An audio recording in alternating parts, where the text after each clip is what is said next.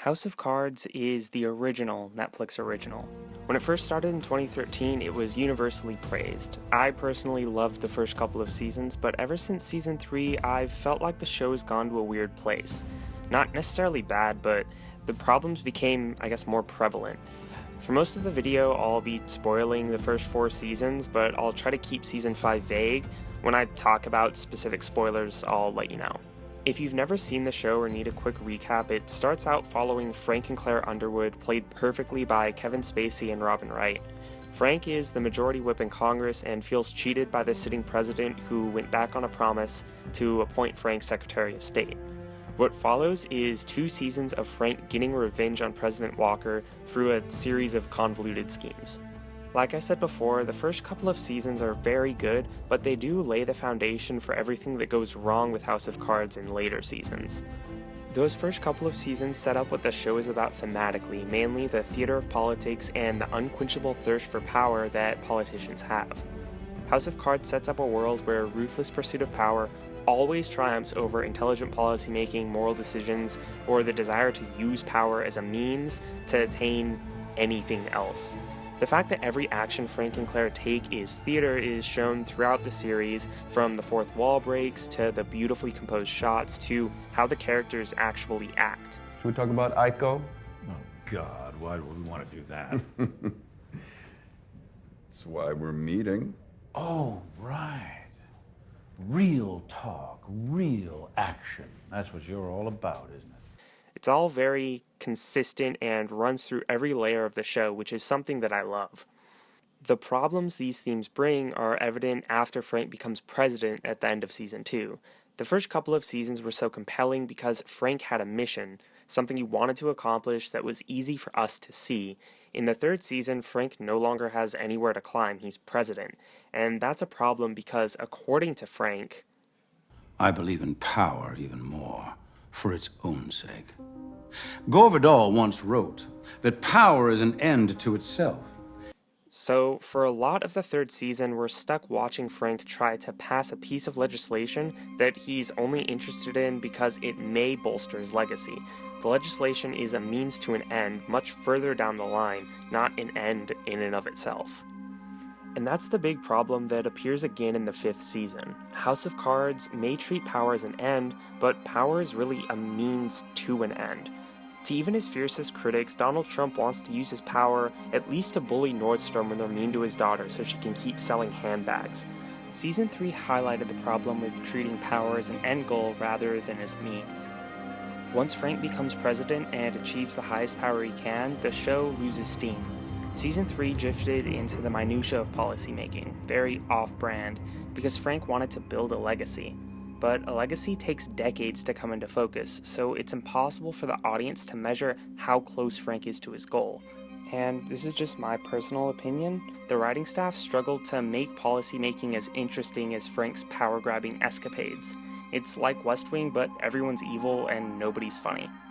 Characters on House of Cards from top to bottom are driven by attaining power and control, but with no purpose or end. If they do have another purpose, they invariably lose. This takes some drama out of Frank's actual presidency. For a lot of season 3, we're just waiting for the election to start so that there can be measurable conflict again. The 4th season gets back to about the same level as the first 2 because we're treated to Frank's election battle with Conway. This season, more than any other, really gets into examining the theater of politics, but really this is where that topic is kind of exhausted. Frank and Conway repeatedly show that they don't actually care about the issues or the voters and are just doing or saying things with the sole intention of manipulating them, all of this culminating with Frank and Claire starting a war to distract the public.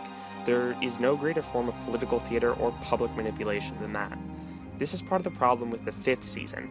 After 52 hours of investigating if there's anything behind the facade of Frank and Claire Underwood, we know by now that there's not. They want power and will contort their positions to achieve that power. That means there's not a lot of new thematic ground for season 5 to cover, at least when it comes to the whole political theater part of the show. The spoiler-free version is that season 5 doesn't offer any deeper thematic exploration and spends a lot of time going over plot points that are very similar to what we've seen before on the show. To get deeper into that, I have to start spoiling the season 5 plot, So if you don't want spoilers, click to here in the video. The first half of the 5th season is a plot retread of season 4. The election continues, Frank looks like he's gonna lose, but then he extends things through elaborate plots and constitutional manipulations. At the same time, Tom, the editor who works for a good chunk of season 4 writing that damning article about Frank, I don't know how we survived this story. is hard at work writing a damning article about Frank. I don't know how we survived this story. We saw an iteration of all of this last season. The election manipulations this time feel more like the writers pushing the Constitution rather than exploring anything interesting about how governments or people work. This time, the election isn't as compelling as it was in season 4. It involves a lot of waiting around for results to come in. Finally, when the dust really settles, Frank is back in the White House, damaged but still in power. Exactly where we left him in 2014. Then, after a fall from power that he himself orchestrates, Claire ends up being president and may not pardon Frank for his crimes. It's kind of similar to her betrayal at the end of season 3 that was all but forgotten within 4 episodes. It seems possible but unlikely that Frank will go unpardoned in season 6. The show may go in a new direction. My turn.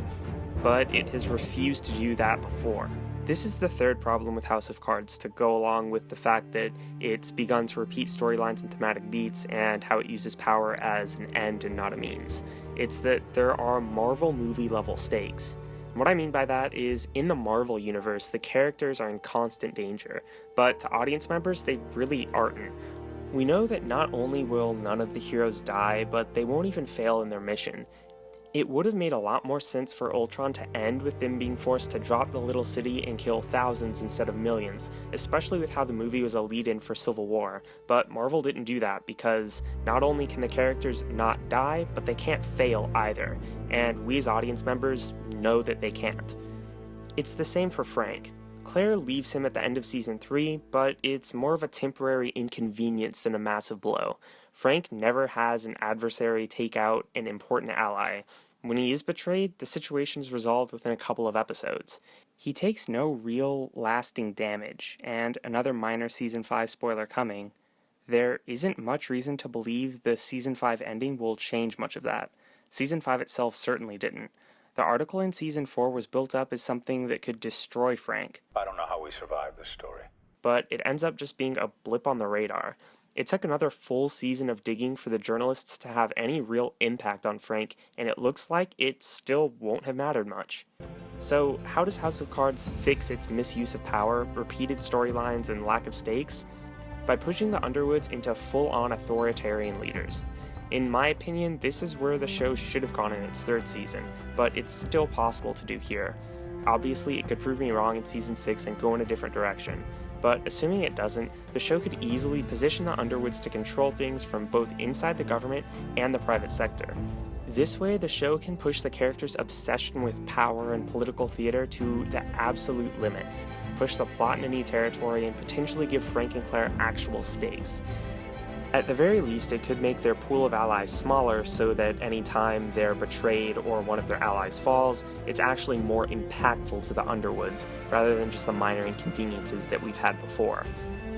But what do you think? Did you like Season 5, or maybe even Season 3? Let me know in the comments, and if you like this video, YouTube has this new thing where you can subscribe to my channel and get notified whenever I post new videos, so you should check that out as well.